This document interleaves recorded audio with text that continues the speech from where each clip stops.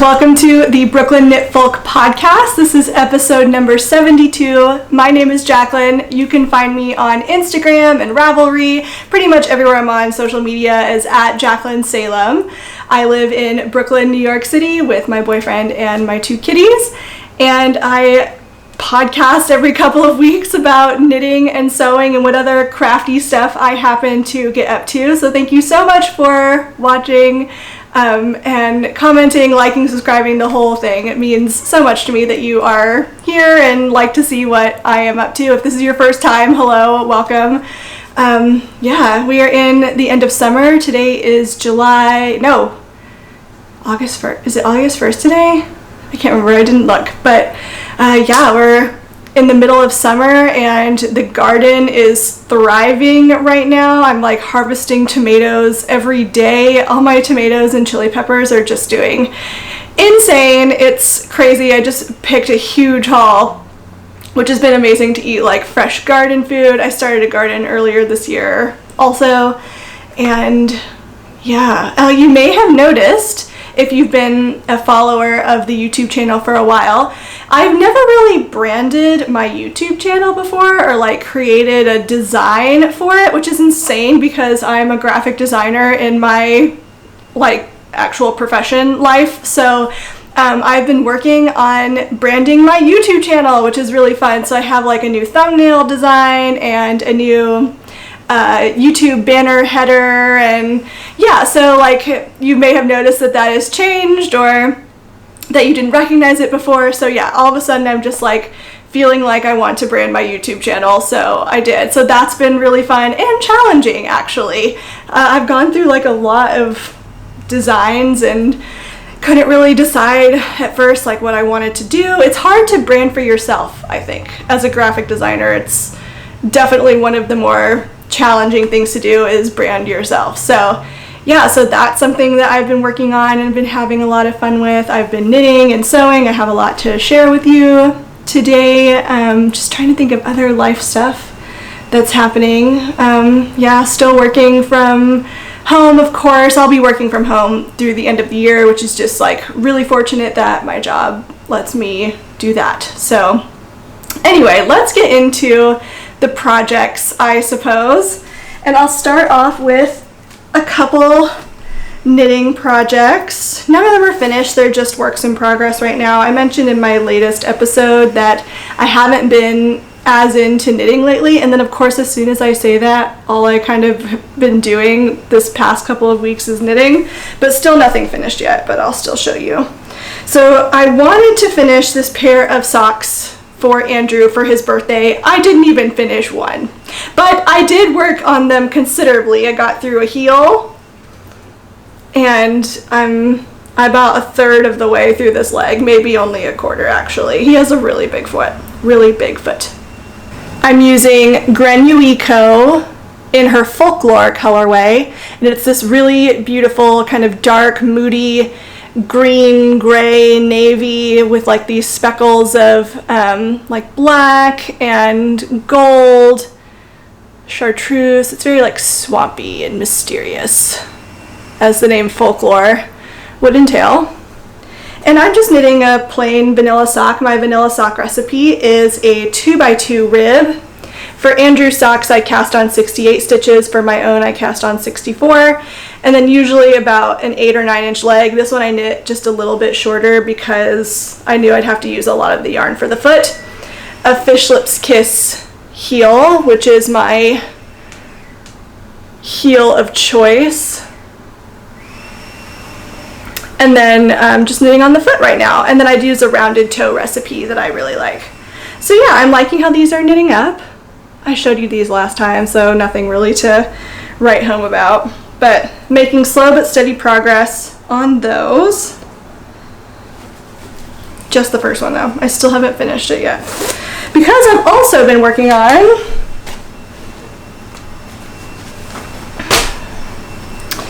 this shawl design. I have just been like inspired to work on it again lately. And I was going to keep it kind of a secret because I considered doing it as a mystery knit along, because the way that the shawl is designed in the sections of it, I think it would lend itself really well to be a mystery knit along. But I personally like to see what the final design is going to look like before I invest my time and money and yarn into materials into knitting it. So I think I'm not going to do it as a mystery. So right now I'm knitting this, what will be a single color brioche. I know in the last episode I didn't know what the stitch pattern was, but it turns out it's a single color brioche. And I'm knitting a single color brioche square. It looks more rectangular right now, like it looks like it's getting long, but I'm measuring it as I go, and it's going to be aggressively blocked out. So of course when I pull it out, then it draws it shorter. So I'm just kind of measuring as I go till I get a 14-inch by 14-inch square. And then after that, I suppose I can tell you, since it's not going to be a mystery, it is a design, but not a mystery, I'm going to be knitting a cable border all the way around it and then extending it out from there. I haven't exactly figured out what I'm going to do with the extending it out from the center part, but it will be like a diamond. So it'll have the cable border, and then it will kind of taper out into some sort of cool design that I have not figured out yet. So yes, but I love single color brioche. This is such an easy stitch. If you've never done it before, would definitely give it a go. I was first exposed to it when I knit a headband pattern for my sister. My sister requested a headband, so I knit one for her, and I also knit one for my mom last Christmas, and it was such an easy stitch, no purling, to get this like ribbed effect. So it's super speedy, really speedy and really easy, but I didn't know what it was called, so I was trying to find videos in advance of recording this episode so that I could tell you what it was, and it turns out it is a single color brioche, not a fisherman rib stitch. Apparently with fisherman's rib you knit like down into previous rows, and there's none of that. It's just a single color brioche with no purling. So simple. The yarn is Stress Knits yarn. The yarn is Stress Knits yarn in the Dahlia colorway, and it's this beautiful kind of mauve color, really, mauve purple. Super pretty, and it's on her favorite base, which is an 80-20, so an 80% superwash merino and 20% nylon blend. And it's just so squishy and gorgeous. Squishy because the yarn is just so soft, and it's got like a ever so slight halo to it. Maybe it's also just because it's been in my bag, but it does have just like this really slight halo, which I'm not sure if you're going to be able to see or not, but it does. And then also because of this stitch pattern, can you hear the stampede? My cat's feeder just went off, and it's just like the brioche stitch is just so squishy and soft. So the combination of the yarn with this pattern is really, really nice. So yeah, I'm almost finished with the square. I'd say I have about another inch left to go before I can block it out into the square, and then I'll start picking up and doing an applied cable border around the edge. After that, who knows? I'm not sure yet. And that is in a project bag that was given to me by Bed of Roses. It's this beautiful kind of like appliques on the front, and my backpack is red, and it rained with it in the backpack, so it stained the back. I haven't tried washing it, so who knows, it might wash out if I tried. I just never did try, but it's this really pretty like kind of goldenrod color with a leaf pattern. I just love these little appliques on the front. They're so special. They're all like kind of unique little works of art. She also sells these really beautiful custom like stitch marker necklaces for knitters. They're really cool. Would definitely recommend checking her out if you haven't. Her Etsy shop again is called Bed of Roses. And that is all of the knitting content that I have to share with you. So now I'm going to move along into my sewing project updates. First, I'll start with what I'm wearing. This is a hacked within an inch of its life dress that I kind of made up using a combination of McCalls M6955 for the bodice, and then I combined it with the Etoile skirt. So the bodice of the McCalls pattern is not button-up, but the Etoile dress by French Poetry Patterns is a button-up dress, so I kind of used that to inform the button-up of it. And then I added all these gathered tiers to it, which you can't really see because the camera is like too low, but trust me, there's like 3 gathered tiers, and so it's about, I don't know, like mid shin length. It's a really swishy length, and all of the gathered tiers just add all of this flow. Oh, and then the back is this open back that I self-drafted myself. So I added the crossbar piece to keep it on my shoulders, because otherwise if it's too low in the front and too low in the back, then the straps will try to pull off your shoulders. So that crossbar piece keeps it from falling off my shoulders and adds some visual interest. I just kind of like how it looks. So it's super breezy and comfortable. The fabric is from Blackbird Fabrics. It's a viscose poplin, which is like my new favorite for summer dresses. They're just so like drapey and flowy. Super fluid drape. It's just so soft and swishy, and yeah, perfect for summer. It's just one of those dresses, it's so easy to put on. It's just an outfit automatically. I throw it on and I'm good and I feel cute. So yeah, love that. So projects, I can't remember, I think I showed you the dress, one of my works in progress dresses in the last episode. It's the one I was making with this Viscose Linen Noil in the cinnamon color from Blackbird Fabrics.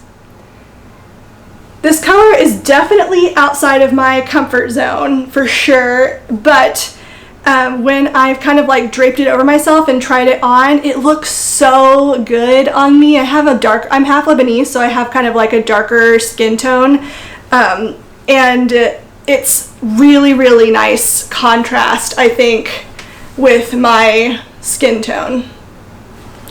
So I'm using McCalls, let me get it down over here, McCalls M7084 in view A, which is this one right here, to hack a Sezane dress. Sezane is a French clothing brand that I love, j'adore. It's a French clothing brand that I really, really like. And I saw this dress and I saw this fabric on Blackbird Fabrics, and I'm like, I just want to make that exact dress. So I know that the McCalls dress has this kind of collar situation up here, but essentially what I'm doing is I'm making the dress and then chopping off the top. So that's kind of what I'm doing to make this dress, and it's partially constructed. And unfortunately, I had to stop because I ran out of matching thread. And normally, it wouldn't really bother me. I would just plow on with something that was close enough in my thread stash.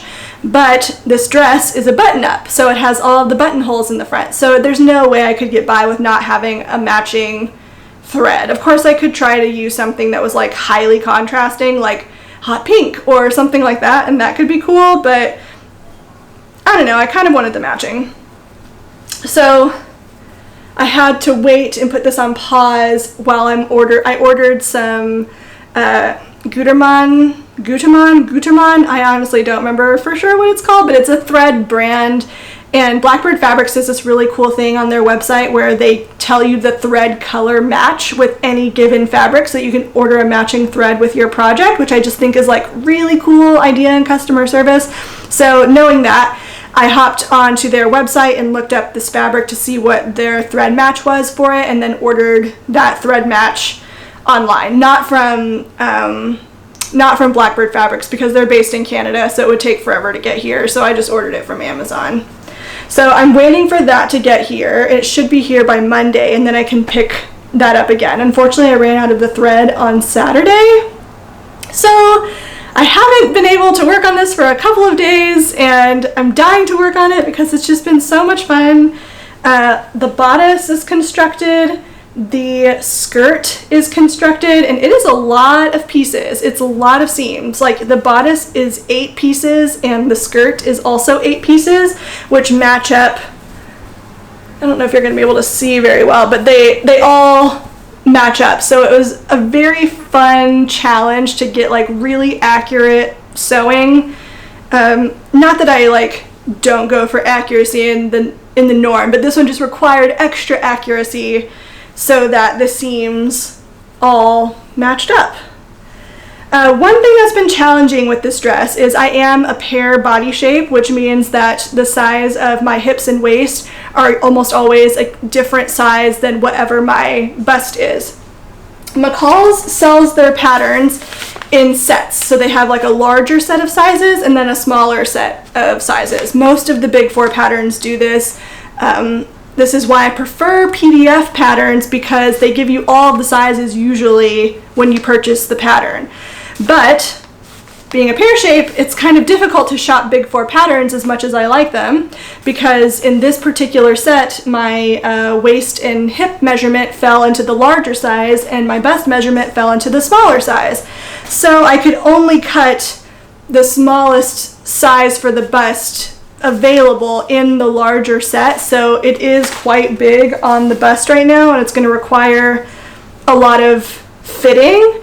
And anything that I take in, it's best to do it across all of the seams and not just like the side seam. I'll see how much I end up having to take it in. I think it's going to be at least 3 or 4 inches, I think, that I have to take it in. So it's better to take it in equally across all of the seams instead of just at the side seam. So that's going to be quite a bit of work, considering there are like 7 seams here. But it's okay. It's worth it to get the dress. I mean, honestly, this is like a ready-to-wear, like one of the pros of making clothes in general as a pear body. Like, I could never buy bodycon dresses, for example, in a store, because it would never fit on either one half of me or the other. So it would either be like too tight down here but fit up here, or too loose up here and then fit down here. So I could never buy any kind of bodycon dresses in ready to wear ever, even though I really like them and I would like to wear them or try to wear some of them. And I wouldn't say this dress is bodycon, but it's definitely a straight style. So this is one of those dresses, it's like kind of worth making, even though it looks really simple, because as a pear body shape, I've never been able to find something like this in a store and it actually fit me. So I'm very excited to make this dress and to have it in my wardrobe.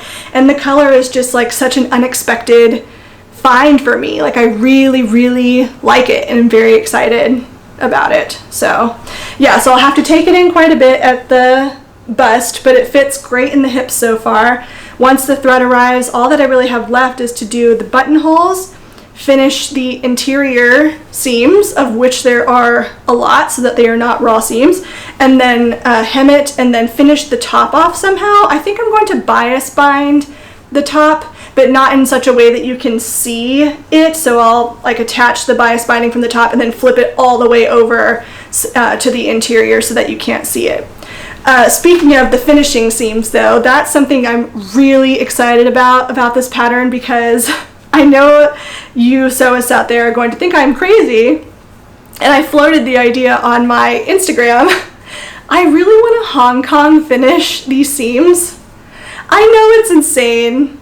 Hong Kong finishing, by the way, I'll insert a photo of it so you can see what it looks like in case you don't know, but you take bias tape and you bind. It's not a bias bound seam, it's a little bit different for the Hong Kong finish, because with the Hong Kong finish you reduce bulk by sewing it in a certain way. It's a little bit tricky to explain, but there are lots of excellent blogs out there about how to do a Hong Kong seam finish. I'll leave one of them in the description box below with the show notes. But you add like a bias bound-ish seam to either side, but both sides require 2 rows of stitching in a Hong Kong finish. So with 7 seams and then 2 rows so technically 4 per seam. We're talking 28 seam lines, and then also the waist seam, and then also the button band like interior. So it would be a lot of work and a lot of fabric and a lot of bias tape to make. But if there was ever a dress to do it, I feel like this would be the one, you know, because it's a solid color fabric. So the Hong Kong finish would just really shine in this dress. My one concern about it though is because it is a more straight fitted style, I'm a little bit concerned that Hong Kong finishing all of the seams will add too much bulk in there. So if you have any ideas or tips or like kind of experience with that, please let me know in the comments below if you think that Hong Kong finishing all of these will add too much bulk to the final dress, because it would be a real shame that like the whole reason I'm excited about making this dress in particular is because it's not something I can easily find and ready to wear, only for it to then not look very flattering when it's on because the finishing on the inside, which is not necessary, it's just an extra, adds bulk where I don't want it. So if you have any experience with that, please let me know in the description box. But while we're at it, or don't let me know in the description box, let me know in the comments below. While we're at it though, this is the fabric that I'm thinking of using for my Hong Kong seam finish, and yes, it is Liberty of London. I know I'm crazy. Liberty of London is very luxurious, expensive fabric, but I got this as a remnant when I visited London with my sister last year at Liberty of London, and it was a remnant, and it was like very affordable. So it's 1 yard that I have. I'm not even 100% sure if this will be enough to Hong Kong finish all of those seams, but I love, even though I know you will not see this glorious like bird pattern, I love the contrast of these two together. Don't they just look so cool? I don't know, maybe I'm crazy. Let me know what you think about the Hong Kong seam finish. If you think it's too much work for not enough payoff, I could just, you know, serge the seams or pink them with some new pinking shears that I got and call it a day. Pinking shears make that kind of zigzag teeth up it, and it keeps the fabric from unraveling. So let me know if you think, let me know what you think. Is it worth it to Hong Kong finish it? And is it going to add too much bulk though? If I do, if you're experienced, let me know. My other idea though is that recently Orange Lingerie launched like sleep shorts pattern, and it takes less than a yard to make it in my size, and this would kind of be an awesome sleep shorts fabric, would it not? So that is my dilemma. Like now, I never would have thought that I would like wear this for anything. It's never going to be a fabric that I use to like make a top or anything. It's not my style at all, but I do think it's a really fun and pretty fabric. So I kind of bought it as an intention to use it as like a lining or a sleep shorts pattern or something like that. And then I saw it with that brown, like toffee brown fabric, and I was like, oh, but it would make a really great Hong Kong seam finish. Let me know what you think. So that is the first project.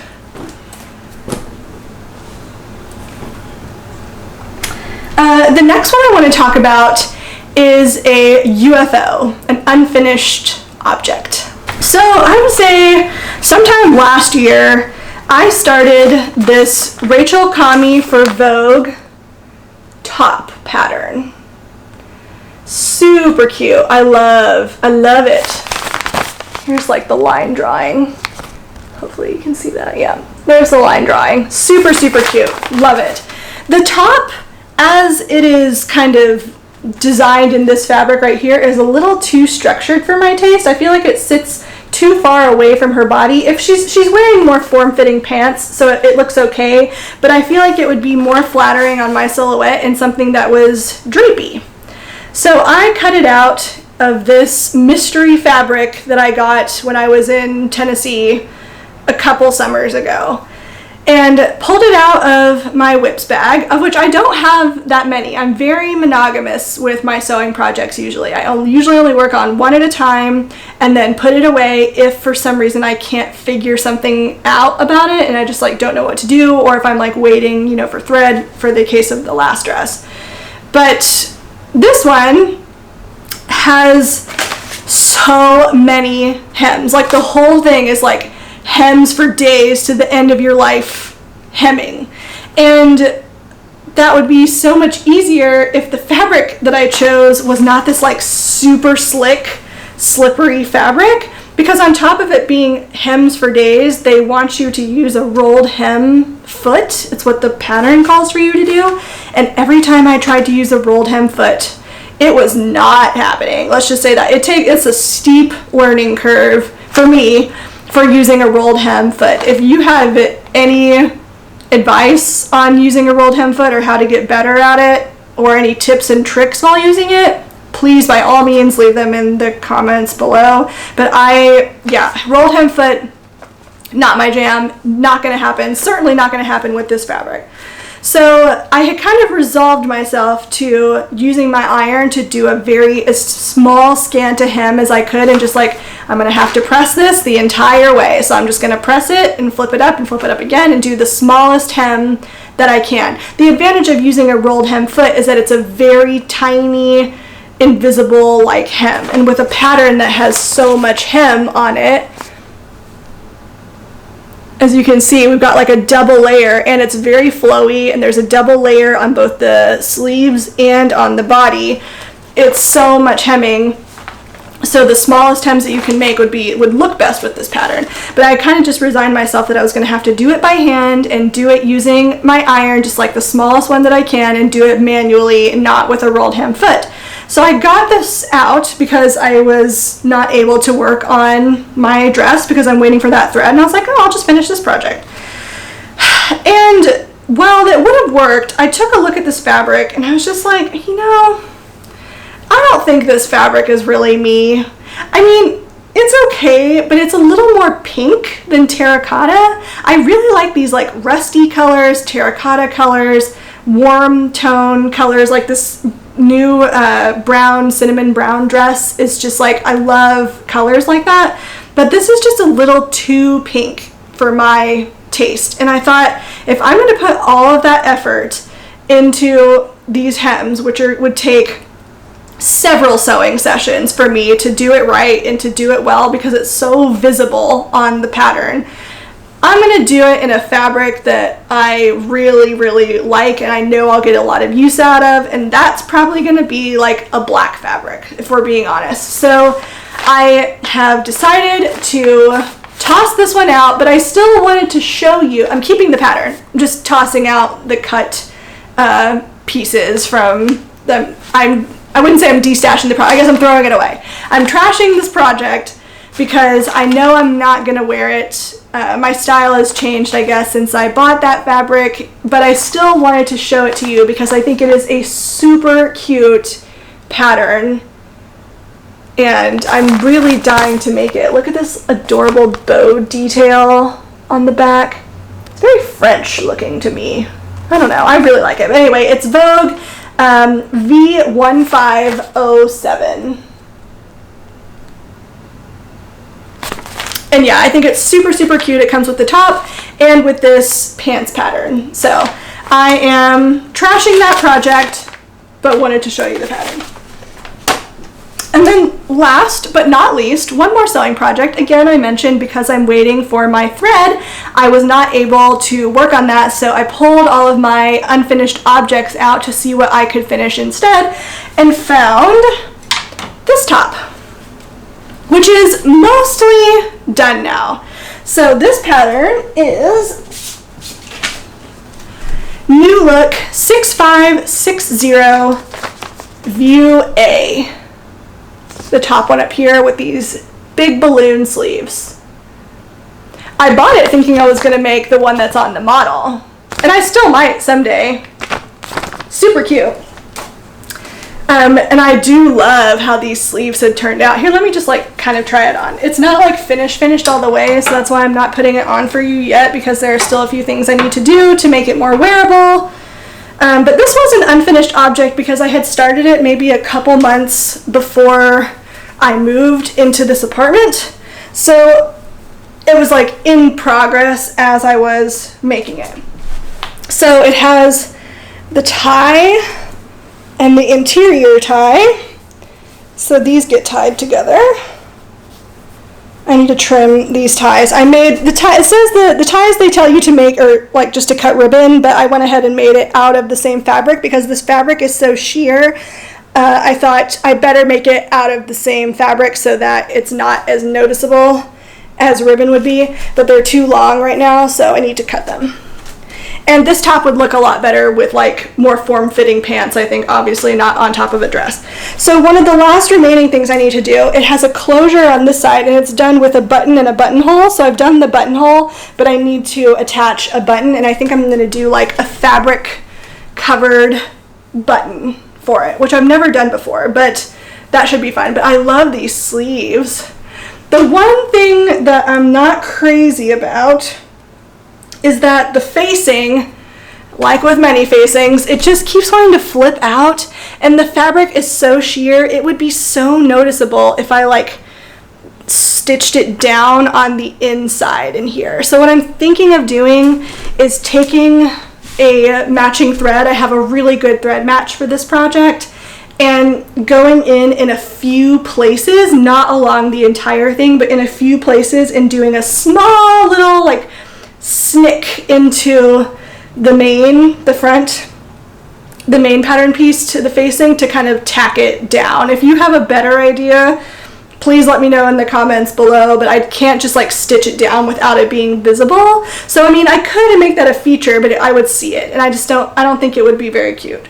So that's one thing that's kind of left to do. Oh, I'll show you the tie. So it does have that closure.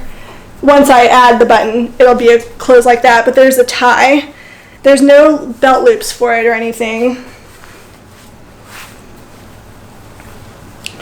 It's just a separate tie.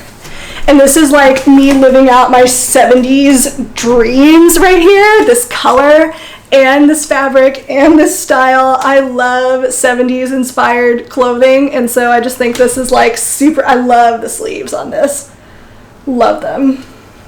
They're so comfortable. This is a really comfortable top. It fits really well, except in the bust, which is the one last thing that I kind of have to figure out. This is a common problem though with wrap style dresses, is that I don't have the bust to fill out this top.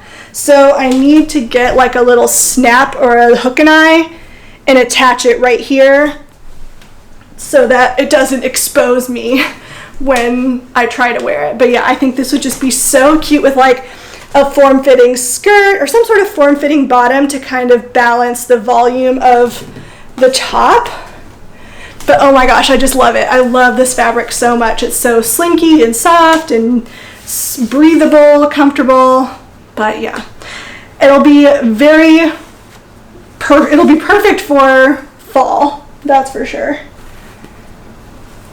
But yeah, so what's left to do on this top, again, figure out that facing, which I think I'm just going to take a few snicks along the way and kind of attach it to the mane. Unless you guys have a better idea, I will eagerly await your opinions. Attaching a button so I can close the front all the way, a little hook and eye or snap detail. Maybe a hook and eye, because I wonder if a snap will be too heavy. Again, this fabric is extremely fluid drape, so I need something that's going to be as lightweight as possible, and I think a hook and eye is going to be less weight than a snap closure is going to be, but I don't know if it'll stay closed. I'll have to experiment with that. And then I have some finishing to do on the inside. So I attached the sleeves, but I need to serge the edges and do kind of a clean finish on that. So yes, just some interior finishing, and then my label in the top would be fantastic. So I really like how this turned out. I hope I wear it.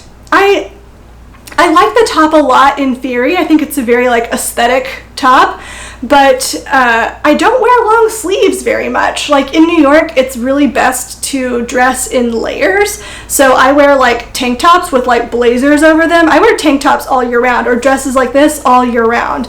And I will wear like a turtleneck underneath this, or a long sleeve shirt underneath this, and then a blazer on top. Like, it's a lot of layering. So I don't really I can't really even think of any except for like form-fitting like long sleeve shirts to wear underneath dresses, but I don't have any long sleeve shirts in my wardrobe. I just don't really wear them because it's, like I said, best in New York City to dress in layers. So I hope I wear it. I really like it though, and I think it looks really cute. So I don't think I'll be held back by the style of it. So we'll see. But yeah, again, that is New Look 6560. It has tons of cute details. Like, I love this like front yoke right here. So there's a piece right here in the center, and there's a little gather on the front pieces. So the back has these two long waist darts right here, and then these two yoke pieces right here for the front, and then a gathered front wrap style top. And then view A that I made has these balloon sleeves, but the other sleeve options are these dolman sleeves, which you can see right there. There's also an option for a flounce around it, which I left off because I felt like I'm already getting kind of pirate vibes with this top, so I left off the flounce because I think it would have been overkill on the pirate vibes. But this fabric was one that I got when I volunteered last year at Fabscrap. So Fabscrap is this amazing nonprofit in Brooklyn. They take any fabric scraps from fashion houses, any used textiles. So like if you're gonna, or extra textiles, I guess. They don't take like used clothing or anything like that. Or at least I don't think they do. Maybe they do, but I don't think they do. But they take unused textiles and recycle them. And then whenever they get really large pieces, like this one was, I guess it's not like it's all cut into now, but whenever they get large pieces, they save it and put it into their shop, so people can shop at Fabscrap for fabric, and it's really inexpensive and sometimes extremely nice quality that you can get there. And then as a volunteer, you get, I think, 5 pounds of free fabric when you volunteer, so it's a really good deal. So when I volunteered there last year, this was one of the fabrics that I picked up. And it's super, super soft. And I think it suits this pattern really well because, as you might be able to tell, it gets really wrinkly, but because it's kind of not oversized, but the wrap style just there's like a lot of fabric happening like in the sleeve and in the front as it like kind of closes over you. There's a lot of excess fabric in the style of this top, which means that you don't notice the wrinkles as much. So it kind of worked out well in that regard. I will say that I think I'm going to add some bell loops to it because there's nothing like this tie is just separate from it, and I don't really like that because I don't think I'm ever going to wear it without the tie, to be honest, anyway. So I kind of like that to keep it attached more easily so that I don't lose it. This tie did not call to be interfaced, but because it is such a thin fabric, I did go ahead and interface the waist tie to give it a little bit more structure. So that's really the only modification that I made from it. Otherwise, I just made the pattern straight out of the packet as is with whatever the size 36 is for the bust. 36-inch bust, and whatever the 31-inch waist would have been, I would have graded out to that.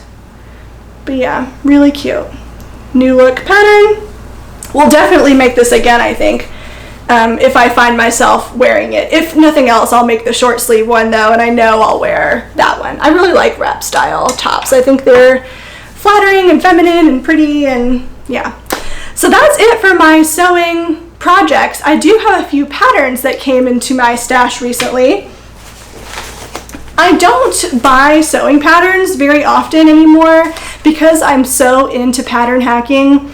I find that the patterns that I already have are more than suitable to hack dresses that I want to make. So now I really only buy new patterns when there is something in particular that I don't know how to make myself because it's not a feature of a pattern that I already have. So because I, again, like I said, do so much pattern hacking, I really only buy something if it has a feature that I don't know how to make myself or I don't already have in my pattern stash. But my friend Kristen, who has the Woolen Vine podcast, she's destashing some of her patterns, and she sent me a text and asked if I wanted any, and some of these I really, really like. So I'll show you. I got 4. First is McCalls M7084. And I just love this dress right here. I don't really like the inset parts, but I love the button up, and I like the scoop neck on it, and it has this balloon sleeve option, which I really like.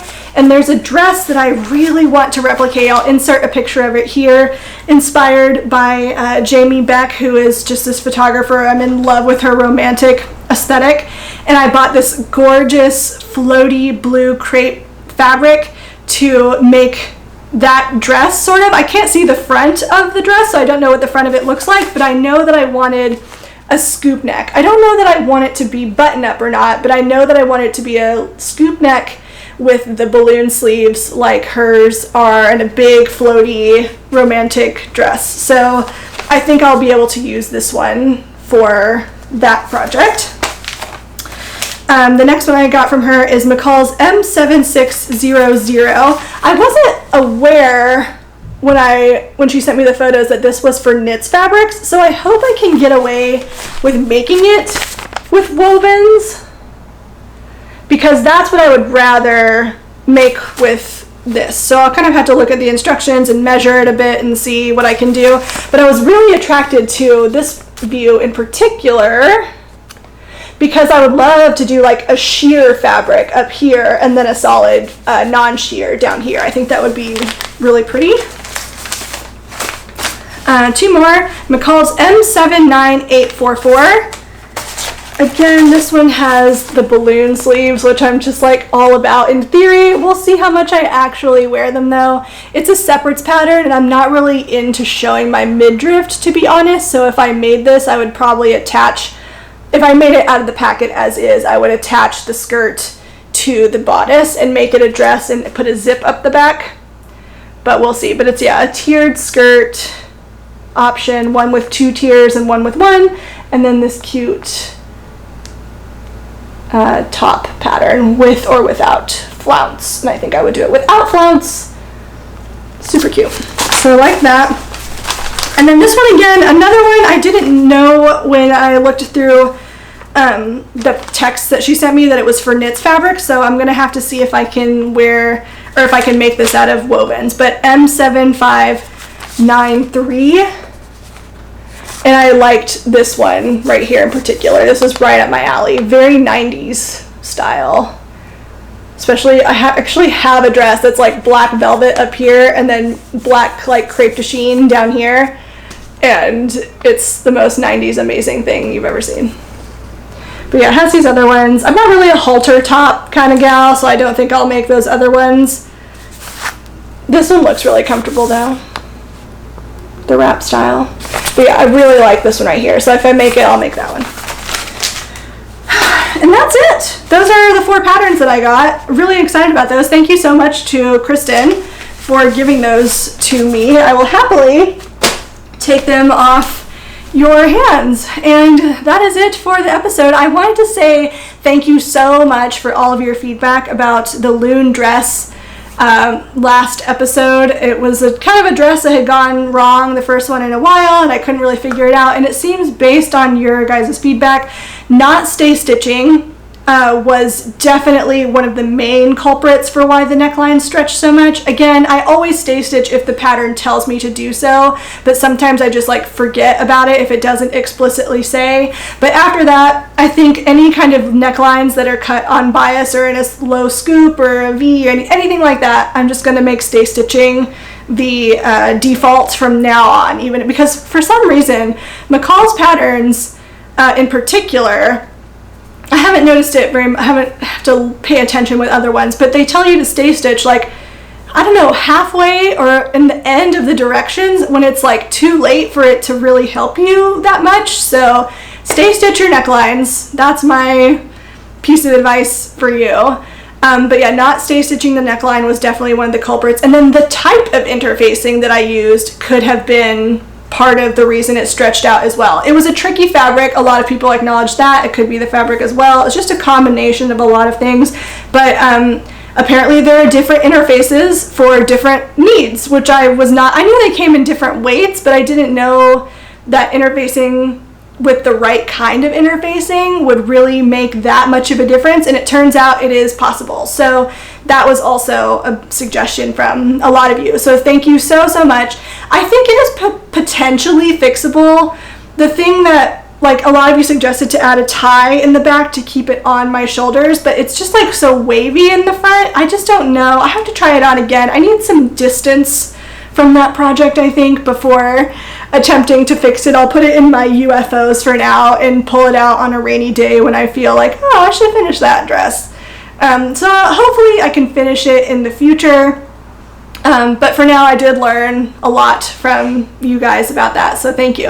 The other thing I wanted to say is that I got a really good question on the last episode, and it was about fabrics. So somebody asked if I typically buy my fabric online, and the answer to that question is no. And the reason I wanted to answer it here is because I think it would be helpful for you guys. I always try to buy fabric in person when possible, because if you were like me and when you were just starting out, I didn't know what viscose poplin was. I didn't know, what rayon challis was. I didn't know what quilting cotton versus viscose poplin versus viscose linen noil versus, I had no clue what those fabrics meant in reality when I would touch them in person. So I advise, whenever possible, especially if you're new, to try to buy fabric in person when possible. Of course, during coronavirus though, it's not as possible as it once was. So I was buying most of my fabric in the garment district where I could feel it in person. Joann's has honestly upped their stocking game, to be honest. They have a lot of really good options every time I go in there. So I would highly recommend looking through Joann Fabrics through their apparel fabrics to see what they have, because I found a lot of good stuff there. The only thing is, like, Joann's, I feel, is kind of expensive for the quality that you get, and they're so bad about letting you use coupons. So that's like another story entirely. But right now, I am mostly purchasing online through fabric.com, through Blackbird Fabrics, because Blackbird Fabrics in particular, they're so good at stocking apparel fabric. It's a highly curated selection, and I know that even if what shows up at my doorstep isn't exactly what I thought it would be, a lot of times their fabrics are just so versatile that I have no problems like, oh, okay, well, I could use it for this instead. They're just such usable fabrics. So I really like Blackbird Fabrics for that reason. And I'm also very soon hopefully going to be making things with Minerva Fabrics. So Minerva has reached out to me last week and asked if I wanted to be a Minerva maker, which I'm like really honored and excited that they asked. So basically it just means that they send me a list of fabrics that are open for Minerva makers every month, and I can choose every month if I want to or not. I can opt in as much or as little as I want to. Oh my gosh, I ask them so many questions, because whenever anybody asks me about collaborations, I just want to make sure it's something that I organically like before I share it with people, because I would never want to promote something that I didn't actually oh, that would just be so icky. I would never promote something I did not actually like on here. So I asked them so many questions. They were so patient with me. And yeah, I'm really excited. So they're going to be sending out a letter once a month through email, and I can opt in with my fabric of choice from the options that they give me if I so choose to. And then I would share those projects with you guys. So I'm really excited to try out Minerva Crafts fabrics soon. Yeah, so I joined their team of Minerva makers, so that's really cool and something new that's happened. But yeah, so I just wanted to answer that fabric question, and yeah, so I hope you guys have a great couple of weeks until the next time I see you. Thank you so much for watching. If you would, please thumbs up this video down below because it helps other people find the video. Subscribe if you want to see more videos on this channel, and you can also financially support the channel through Patreon if you so choose. I'm over on Patreon at patreon.com/JacquelineSalem, and over there you get extras like behind the scenes photos and more like personal stuff and what I'm up to in my day-to-day. I share recipes, I share photography tips and tricks, and all sorts of stuff. So of course, no pressure at all. The podcast is going to be on YouTube. Patreon makes that possible, so thank you so much to my patrons for that. So yes, I will see you in the next episode. Take care and have a good couple of weeks. Bye.